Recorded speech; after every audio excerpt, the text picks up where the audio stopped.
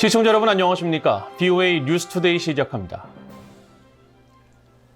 오늘 워싱턴에서는 미국과 일본, 필리핀의 정상들이 3국 정상회담을 개최했습니다. 이번 회담에서는 자유롭고 개방된 인도태평양에 대한 발전 방안 등이 논의됐는데 조 바이든 대통령은 일본, 필리핀에 대한 미국의 방위 공약이 철통 같다면서 남중국해에서의 필리핀에 대한 어떤 공격도 방위조약 발동으로 이어질 것이라고 강조했습니다. 함재하 기자가 보도합니다. 조 바이든 미국 대통령과 페르디난드 마르코스 필리핀 대통령, 기시다 후미오 일본 총리가 백악관에서 3국 정상회담을 열었습니다. 미국과 필리핀, 일본이 3자 정상회담을 갖는 것은 이번이 처음입니다. 바이든 대통령은 모두 발언을 통해 우리는 오늘 역사적인 순간을 맞이했다면서 이번 정상회담에 큰 의미를 부여했습니다. As you've heard me say before, a great deal of history in our world will be written in the Indo-Pacific over the coming years. And the three allies, three steadfast partners, and three proud democracies representing 500 million people, and today we commit to writing that story in the future together. 바이든 대통령은 이어 모두에게 자유롭고 번영하며 안전한 인도태평양을 만들기 위해 오늘 우리는 3국 관계를 강화하는 주요 분야에 대해 논의할 것이라고 밝혔습니다. 또 주요 의제 중 하나로 해양 및 안보 분야, 특히 남중국해를 언급하면서 필리핀, 일본에 대한 미국의 방위 공약을 거듭 강조했습니다. And I want to be clear. The United States defense commitments to Japan and to the Philippines are ironclad. They're ironclad. As I've said before, any attack on Philippine aircraft, vessels, or armed forces in the South China Sea would invoke our Mutual Defense Treaty. 1951년 미국과 상호 방위 조약을 맺은 필리핀의 마르코스 대통령 역시 평화롭고 안정적이며 번영하는 인도태평양을 강조하면서 3국 간 협력의 중요성을 확인했습니다. Facing the complex challenges of our time requires concerted efforts on everyone's part, a dedication to a common purpose, and an unwavering commitment to the rules-based international order. 기시다 후미오 일본 총리는 국제사회에 직면한 위기를 지적하면서 법치에 기반한 자유롭고 개방적인 국제 질서 유지를 위한 다층적 협력을 강조했습니다.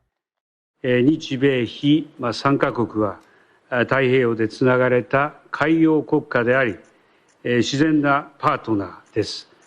基本的価値や原則を共有し、地域の経済発展を支えてきました。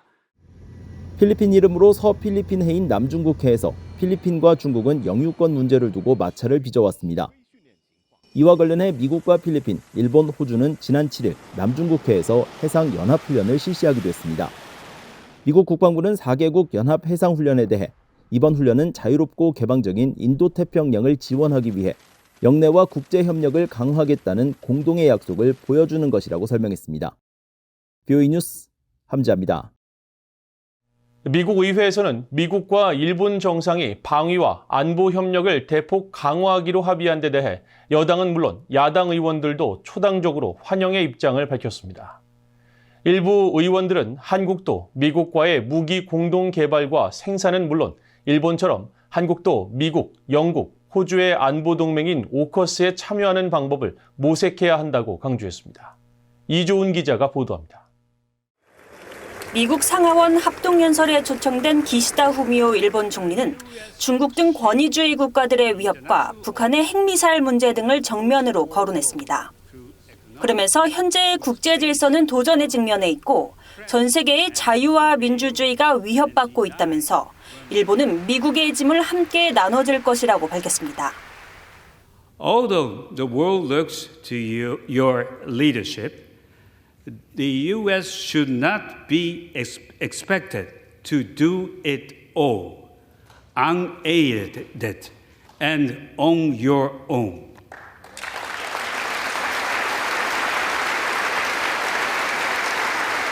As the United States' closest friend, Tomodachi, the people of Japan are with you side by side to assure the survival of liberty.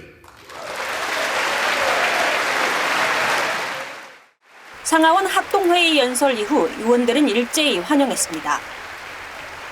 상원 정보위원장인 민주당의 마크 워너 의원은 기시다 총리 연설 뒤 VOA와 만나 전날 미일 정상회담 합의 내용을 높이 평가하고 미일 군사협력 강화는 특히 중국 견제를 위해 중요하다고 강조했습니다. I think we have to send a strong signal that the aggressive activities by the PRC across the whole region is very troubling. 야당인 공화당 의원들도 미일 정상이 방위 및 안보 협력과 경제 협력을 강화하기로 합의한 것을 긍정적으로 평가했습니다. There's no question that the only way we're going to be able to preserve the international world order, preserve freedom and peace, is if the great nations of the world work together and collaborate with technology and investment to make sure that we could deter some of the authoritarians from doing things that would be terribly harmful to liberty around the world. I think our military cooperation with Japan is critically important, as is our economic cooperation with Japan. Japan is one of the closest allies America has across the world. Our economies are intertwined. 린지 그레이엄 공화당 상원 의원은 한국의 참여 방안을 강조했습니다. 바이든 대통령과 기시다 총리가 미국, 영국, 호주의 안보 동맹인 오커스에 일본이 참여하는 방법을 모색하기로 합의한 것을 긍정적으로 평가하면서 한국도 동참해야 한다는 겁니다. 그레이엄 의원은 또 일본이 북한과 정상회담을 추진하고 있는 것과 관련해 지지 입장을 밝혔습니다. Talking to North Korea is fine. I'll let Japan determine what they should talk about. 하원 외교위 소속 의원들은 이날 열린 미국과 일본, 필리핀 3국 정상회담과 관련해 초당적으로 환영 성명을 발표하고 특히 남중국해에서 점증하는 중국의 공격적 행동을 규탄했습니다. 하원 외교위 소속 의원들은 그러면서 인도태평양 지역을 포함해 동맹 파트너들과의 협력 강화에 대한 중요성을 거듭 강조했습니다. VOA 뉴스 이존입니다. 조 바이든 대통령과 일본의 기시다 후미오 총리가 공동으로 무기 개발과 생산을 추진하기로 한 것은 한국에도 새로운 기회를 줄 것이라고 미국의 전문가들이 분석했습니다. 스콧 스나이더 한미경제연구소 소장은 10일 미일 정상회담 뒤 BOA와의 영상 인터뷰를 통해 국방 분야에서 미국의 중요 파트너인 한국이 여러 방위 산업 부문에서 협력 가능성을 미국에 강조할 수 있을 것으로 본다고 진단했습니다. 에반스 리비어 전 국무부 동아태 담당 수석 부차관보도 한국은 엄청나게 역동적이고 성장하는 방위 산업을 보유하고 있다며 미국이 함께 협력할 타당한 파트너라고 강조했습니다. 한편 제프리 호능 랜드연구소 선임연구원은 미국과 일본이 상호 운용성을 높인 것에 대해 영내 다양한 비상사태에 대처할 수 있는 역량이 향상되는 것이라며 한반도 안보에도 도움이 될 것이라고 평가했습니다. 뉴질랜드가 해상 초계기를 파견해 유엔 안보리 대북 제재 위반 감시 활동에 참여합니다. 이번 참여는 6번째로 최근 더 활발해진 것으로 파악되고 있는 북한의 석유와 석탄 등 금지 물품의 선박간 환적 등 해상 불법 활동을 감시할 예정입니다. 김시영 기자가 보도합니다. 뉴질랜드 방위군이 유엔 안보리 대북 제재 결의 회피 행위를 적발하고 억제하기 위한 감시 활동에 다시 참여했습니다. 뉴질랜드 방위군은 10일 보도자료를 통해 이번 활동은 6번째이며 국제수역에 해상 초계기 1대와 전문 요원을 배치할 것이라고 밝혔습니다. 짐 길무어 뉴질랜드군 연합사령관은 이번 해양감시 정찰 순찰을 통해 국제수역 상공에서 석유와 석탄 같은 금지 물품의 불법 선박간 환적 등 안보리 결의 위반을 적발할 것이라고 설명했습니다. 앤디 스콧 뉴질랜드 공군사령관도 보도자료에서 뉴질랜드의 P-8A 포세이돈 해상 초계기 중 1대가 해외 작전용으로 배치되는 것은 이번이 처음이라고 강조했습니다. 포세이돈은 장거리 대잠수함전은 물론 정보 감시 정찰 임무를 수행할 수 있는 다목적 해상 초계 정찰기입니다. 스콧 사령관은 또 포세이돈의 아시아 작전 수행은 이번이 처음이며 유엔 안보리 제재 집행을 뒷받침하기 위한 뉴질랜드의 기여를 지원하는 데 사용되는 것도 최초라고 말했습니다. 뉴질랜드 방위군은 지난 2018년부터 대북 제재 이행을 해왔으며 그동안은 현재 퇴역한 P3K2 오리온 해상 초계기가 대북 제재 위반 감시 활동을 수행했었다고 설명했습니다. 뉴질랜드 방위군은 그러면서 유엔 안보리 결의 위반인 북한의 지속적 탄도미사일 발사를 지적하면서 유엔 안보리 대북 제재는 북한이 탄도미사일 무기역량을 포기하고 비핵화에 나서도록 설득하기 위한 것이라고 강조했습니다. 앞서 일본 외무성도 9일 보도자료를 통해 뉴질랜드가 이달 중순부터 5월 초까지 유엔 안보리 결의로 금지된 북한 선적 선박과의 선박간 환적을 포함한 불법 해상활동 감시 정찰에 참여할 것이라고 밝혔습니다. 또 뉴질랜드 공군 포세이돈 해상 초계기는 주일 유엔군 지휘협정에 따라 일본 가데나 공군 기지를 사용할 예정이라고 설명했습니다. 유엔 안보리는 북한의 6차 핵실험에 대응해 2017년 결의 2375호 11조를 채택하고 북한이나 북한을 대리하는 선박과의 선박간 환적을 금지했습니다. 이에 따라 미국과 일본, 영국, 캐나다, 호주, 뉴질랜드 등이 안보리 결의 이행을 위해 북한 선박의 불법 환적 등에 대한 해상 감시 활동을 벌이고 있습니다. 북한은 이런 국제사회의 감시 활동에 강하게 반발해왔습니다. 북한은 지난해 10월 관영 조선중앙통신에 실린 국제문제평론가 라정민 명의의 성명을 통해 캐나다의 감시 활동인 네온 작전은 조선반도의 군사적 충돌 가능성을 높이는 것으로 섣불지고 불 속에 뛰어드는 것과 같은 망동이라고 주장했습니다. VOA 뉴스 김시영입니다. 미국이 유엔 안보리 대북 제재 결의의 이행을 감시하는 전문가 패널의 임기 연장안에 거부권과 기권을 행사한 러시아와 중국에 대해 터무니없는 짓이라며 강하게 비판했습니다. 로버트 우드 유엔 주재 미국 부대사는 11일 러시아의 안보리 결의안 거부권 행사를 논의하기 위해 열린 유엔 총회 공개 토의에서 북한의 도발이 더욱 무모해지고 불안정해지는 상황에서 이 중요한 제재 체제를 약화시키자는 것은 터무니없음의 극치라고 지적했습니다. 황준국 유엔 주재 한국 대사도 러시아가 대북 제재의 이행 감시를 위한 전문가 패널 임기 연장을 거부한 것은 감시탑 역할을 하는 패널이 자신의 치부를 드러내는 것을 원치 않았기 때문이라고 강력히 비판하고 감시 메커니즘을 강화하고 북한의 제재 위반을 추적할 다른 방법을 계속 모색할 것이라고 말했습니다. 한편 바실리 네벤자 유엔 주재 러시아 대사는 전문가 패널의 정보는 편향됐다고 주장하면서 일정 시간이 지나면 대북 제재의 효력을 자동적으로 사라지도록 하는 일몰 조항을 대북 제재에 추가하자는 자신들의 요구가 반영되지 않아 거부권을 행사했음을 시사했습니다. 김성 유엔 주재 북한 대사도 러시아의 거부권 행사에 사의를 표하고 안보리 제재 결의는 미국의 극악한 적대시 정책의 산물이라고 주장하면서 미국이 제재를 가하고 적대시 정책을 지속할수록 피할 수 없는 더 큰 안보 위협에 직면하게 될 것이라고 위협했습니다. 미국 국무부는 북한의 제재 회피 활동에 대한 독립적인 보고를 지속하는 방안을 찾을 것이라고 밝혔습니다. 매튜 밀러 국무부 대변인은 11일 정례브리핑에서 린다 토머스 그린필드 유엔 주재 미국 대사가 유엔 대북제재위원회 전문가 패널의 보고서가 계속 나올 수 있는 방안을 한국, 일본과 논의할 것이냐는 질문에 과거에도 밝혔듯이 우리는 러시아가 전문가 패널의 활동을 막기로 결정한 것에 매우 실망했다고 말했습니다. 이어 이 자리에서 밝힐 구체적인 조치는 없다면서도 우리는 동맹 및 파트너와 북한의 핵 야망을 계속 감시하기 위한 다른 방법을 놓고 관여하고 있다고 밝혔습니다. 앞서 유엔 주재 미국 대표부는 린다 토머스 그린필드 대사가 오는 14일부터 20일까지 한국과 일본을 방문하며 러시아의 거부권 행사로 대북 제재위 전문가 패널의 임무 연장이 부결된 데 따른 후속 조치를 논의할 예정이라고 설명했습니다. 유엔 인권 최고대표 사무소는 지난해 10월 중국이 항저우 아시안게임 직후 탈북민 500여 명을 강제 북송한 것과 관련해 북한이 고문 금지 등의 국제법을 준수할 것을 촉구했습니다. 마르타 우르타도 유엔 인권 최고대표 사무소 대변인은 11일 강제 북송된 탈북민과 관련한 VOA의 질문에 우리는 북한이 고문 및 강제 실종의 절대적 금지, 자의적 구금 금지 및 공정한 재판 보장 등 귀환하는 모든 국민에 대한 국제법적 의무를 준수할 것을 촉구한다고 밝혔습니다.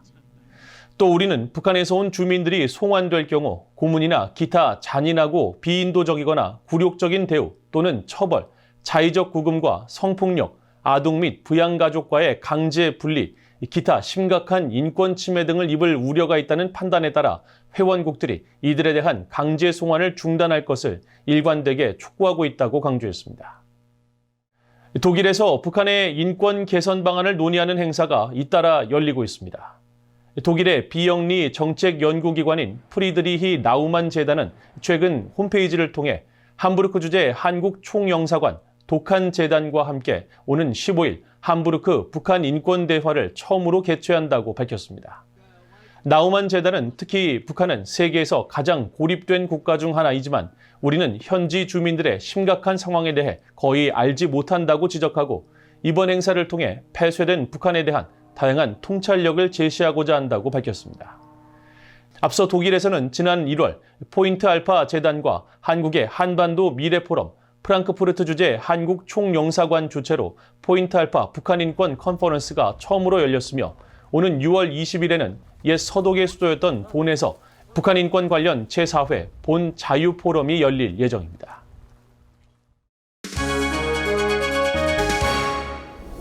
국제뉴스입니다.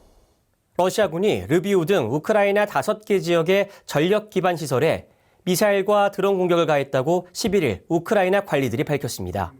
로이터 통신 등 외신 보도에 따르면 미하일로 포돌야크 우크라이나 대통령 보좌관은 이번 공습으로 폴란드 접경 르비우 지역에서 북동부 하르키우까지 20만 명에 대한 전기 공급이 끊기는 피해가 발생했다고 말했습니다. 우크라이나 국영 전력회사인 우크레네르고 측도 르비우 외에 오데사, 하르키우, 자포리자, 크이우 지역이 러시아군의 공격으로 변전소와 발전시설이 손상됐다고 밝혔고 우크라이나 국영 석유 가스회사 나프토가즈사는 텔레그램을 통해 러시아군이 밤사이 지하 가스 저장시설 2곳을 공격했다고 밝혔습니다. 한편 우크라이나 공군사령관은 러시아가 밤사이 발사한 미사일과 드론 총 82개 중 미사일 18발과 드론 39기를 요격했다고 주장했고 볼로디미르 젤렌스키 우크라이나 대통령은 텔레그램을 통해 우크라이나는 방공체계와 그 밖의 방위 지원이 필요하다고 거듭 강조했습니다. 이스라엘군이 팔레스타인 무장정파 하마스 무장대원으로 활동하고 있는 하마스 수장의 아들 3명을 제거했다고 밝혔습니다. 이스라엘군은 10일 소셜미디어 X에 이스라엘 군 항공기가 이날 가자지구 중부에서 하마스 부대 지휘관인 아미르 하니에와 무장대원인 모하마드 하니에, 하젬 하니에에 대한 공습을 가했다고 밝혔습니다. 그러면서 이들 3명이 하마스의 최고 정치 지도자인 이스마일 하니에의 아들인 것을 확인했다고 주장했습니다. 하마스 측도 이들의 사망을 확인하면서 이들이 타고 있던 차량이 알샤티 수용소에서 공격을 당했고 하니에 의장의 손주 4명도 사망했다고 주장했습니다. 한편 하니에 최고 정치 지도자는 이날 성명에서 자신의 아들들을 죽인 행위는 하마스로 하여금 원칙과 영토에 대한 수호 의지를 더욱 확고하게 할 뿐이라고 밝혔다고 로이터 통신이 보도했습니다. 미얀마 군사정부 통치에 반대하며 저항을 이어온 반군 측이 군정이 통제하는 남동부 태국 접경 도시를 장악했다고 주장했습니다. 반군 측을 지원해온 미얀마 민주진영 국민통합정부의 쪼조 대변인은 11일 로이터 통신에 카렌 민족연합이 주도하는 연합저항군이 미야와디에 남아있는 군사기지를 점령했다고 말했습니다. 이어 국경무역의 주요 수입원 중 하나인 미야와디는 군정의 중요한 국경 도시이기 때문에 이번 점령은 혁명의 결정적 승리라고 주장했습니다. 미국 달러화에 대한 일본 엔화의 환율이 10일 뉴욕 외환시장에서 34년 만에 최저 수준인 152엔을 기록하자 일본 정부가 개입 가능성을 시사했습니다. 일본 정부는 11일 지속적인 엔화 약세와 관련해 과도한 움직임에는 모든 수단을 배제하지 않고 적절히 대응하겠다며 외환시장 개입 가능성을 시사했다고 교도통신 등 일본 언론들이 보도했습니다. 보도에 따르면 간다 마사토 일본 재무성 재무관은 이날 기자들과 만나 외환시장 개입 여부와 별개로 모든 사태에 항상 대비하고 있다면서 반드시 특정한 수준을 염두에 두고 판단하는 것은 아니지만 과도한 환율 변동은 국민 경제에 악영향을 미친다고 지적했습니다. 앞서 지난 10일 뉴욕 외환시장에서는 엔화가 1990년 6월 이후 34년 만에 최저 수준인 152엔을 넘겼으며 이날 미국 3월 소비자 물가 상승률이 시장 예상치를 웃도는 3.5%로 집계됐다는 발표가 나온 것과 연관이 있다고 언론들이 보도했습니다. 지금까지 국제뉴스였습니다. 이상으로 BOA 뉴스투데이를 모두 마칩니다. 시청해주신 여러분 고맙습니다.